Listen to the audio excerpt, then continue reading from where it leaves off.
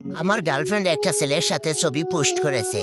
ছবিটা দেখে বোঝা যায় দুইজন খুব ক্লোজ। গার্লফ্রেন্ডের এই আইডিতে আমি এড নাই।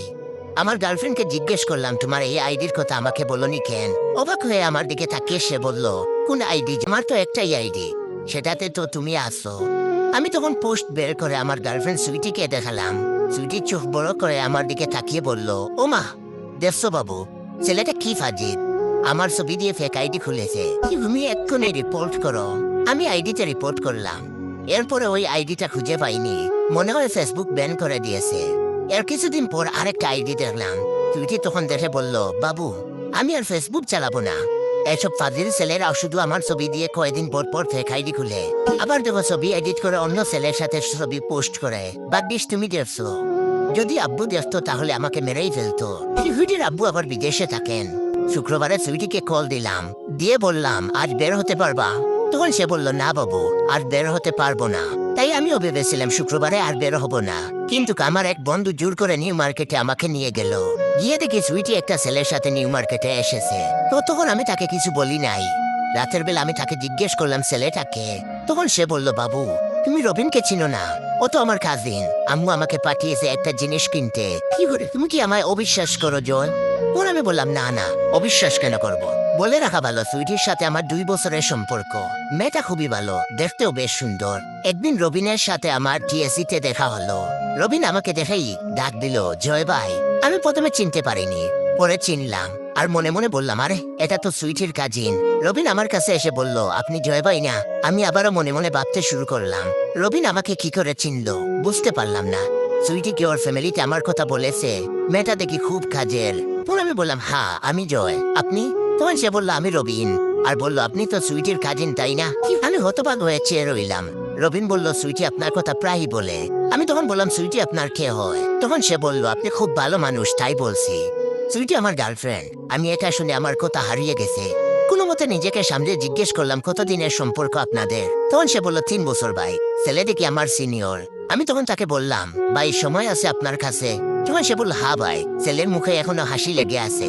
একটু পরে অবশ্য হাসিটা থাকবে না। আমরা মধুর ক্যান্টিনে আসলাম।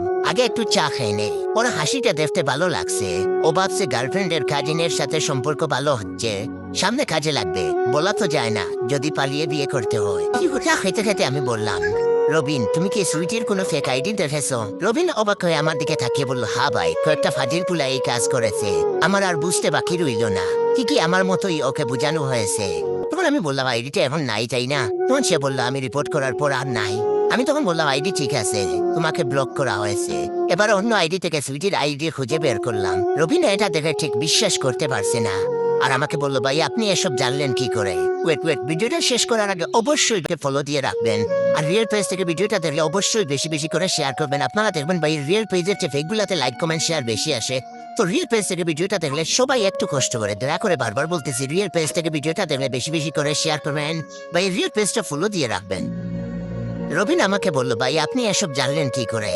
আমি তখন একটু হেসে বললাম, আমিও তোমার মতো একজন ক্যান্ডিডেট। তখন সে বলল, বলেন কি? আমি তো জানতাম আপনি সুইটির কাজিন। তখন আমি বললাম, আমিও জানতাম তুমি সুইটির কাজিন। পরে একটা ফেক আইডি খোলা ছেলেকে মেসেজ দিলাম, আমি সুইটির কাজিন, তোমার সাথে কথা আছে, যোগাযোগ করো। আমি আর রবিন হতবাক হয়ে শুনছি রাসেলের কথা। রাসেল হলো সুইটির ছবি দিয়ে ফেক আইডি খুলেছে। এটা অবশ্য সুইটির কথা। আসল ঘটনা, রাসেলের সাথে সুইটির সম্পর্ক 4 বছর ধরে চলে। রবিন তখন বলল, ভাই আপনি তো আমার 1 বছরের সিনিয়র। 3 জন মিলে আর 2টা আইডির রাজন আর আসলামকে পাওয়া গেল। এরা সবাই সুইটির বয়ফ্রেন্ড। রাজনের সাথে সম্পর্ক 5 বছর, আর আসলাম আমাদের সবার সিনিয়র। ওর সাথে সুইটির সম্পর্ক 6 বছর। প্রতি বছর একজন করে যোগ হয়। সুইটি এখন আমাদের কারোর সাথে যোগাযোগ করছে না, ওর বাবা বিদেশ থেকে আসছে বলে। কাজেই এখন ও খুব ব্যস্ত থাকবে। এটা অবশ্য আমাদের সবাইকে আলাদাভাবে জানিয়েছে সুইটি। একজন মধ্যবয়স্ক লোকের সাথে সুইটিকে দেখলাম আমরা। এখন আমরা 5 জন একসাথে সুইটিকে ফলো করি। রাতে সুইটিকে মেসেজ করলাম, আজ তোমার বাবার সাথে তোমাকে দেখলাম, তোমরা শপিং করতে গেছিলা বুঝি? তখন সে বলল, হ্যাঁ, পরে কথা হবে। এখন আমাকে মেসেজ দিবে না। পরদিন রবিন আমাকে কল দিয়ে বলল, ভাই জলদি আসেন। আমি তখন বললাম, কি হয়েছে ভাই? তখন সে বলল, আসেন, আপনাকে বলছি সব। ছেলেটার কথা শুনে খুব উত্তেজিত মনে হচ্ছে। আমি রবিনের সাথে দেখা করতে গেলাম একটা রেস্টুরেন্টে। গিয়ে দেখি রাসেল আর আসলামও এসেছে। মনে হয় সুইটির নতুন কোনো বয়ফ্রেন্ড পাওয়া গেছে। তখন আমি বললাম, কি হয়েছে রবিন? তখন সে বলল, আজ সুইটির বাবার সাথে দেখা, একটা 10 বছরের মেয়ে নিয়ে যাচ্ছে। আমি ভেবেছিলাম সুইটির ছোট বোন হবে। আমি সামনে গিয়ে সালাম দিলাম আর বললাম, আঙ্কেল কেমন আছেন? উনি আমাকে আসলে চিনতে পারলো না, চেনার কথাও না। আমি তখন বললাম, আমি সুইটির ক্লাসমেট। তখন তিনি বললেন, আমাকে আঙ্কেল ডাকছেন কেন? তখন আমি বললাম, আপনি সুইটির বাবা না? তখন তিনি বিরক্ত হয়ে বললেন, সুইটি আমার স্ত্রী। ওয়েট ওয়েট, গল্পটা শেষ করার আগে আপনাদের কাছ থেকে একটু সময় নিয়ে নিচ্ছি। দয়া করে আপনারা ভাইয়ের রিয়েল পেজকে ফলো দিয়ে রাখবেন আর সবাই এই ভিডিওটা বেশি বেশি করে শেয়ার করবেন, যাতে করে অন্যরা ভাইয়ের রিয়েল পেজটা পায়। ভদ্রলোক তখন বিরক্ত হয়ে বললেন, সুইটি আমার স্ত্রী, এটা সুইটির মেয়ে। রবিন বলল, ভাই আমি এটা শুনে দ্রুত পালিয়ে এসেছি। ওরা খবর নিয়ে জানলাম উনি সুইটির দ্বিতীয় হাজবেন্ড।